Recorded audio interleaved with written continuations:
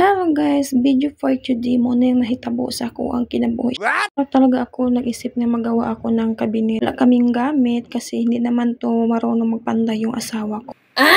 So sa wakas, nakapanghiram na talaga kami ng gamit sa kapatid ko. So thank you so much kuya.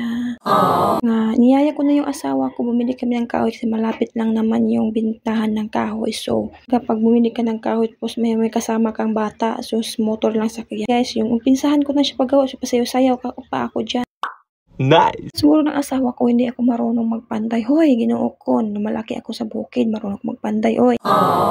Pala ako dyan ng metro, guys. So, kailangan talagang may metro. So, wala akong metro dyan. Naghanap lang talaga ako ng diskarte.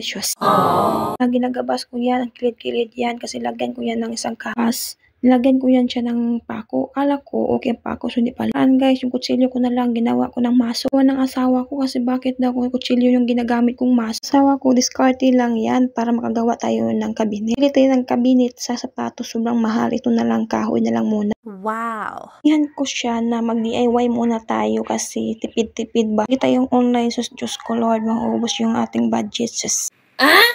Yung asawa ko, ikaw mag-alaga ng bata dyan ha. Ay magagawa dito sa taas kasi ayaw ko yung madisturbo ako na may ginagawa ako. Iyak yung bata kasi hindi din siya marunong mag-kuan sa bata. Yung ginagawa ko, hindi mabilis matapos kasi iiyak si Ila. So bumaba naman ako at magpapadigi sa anak ko.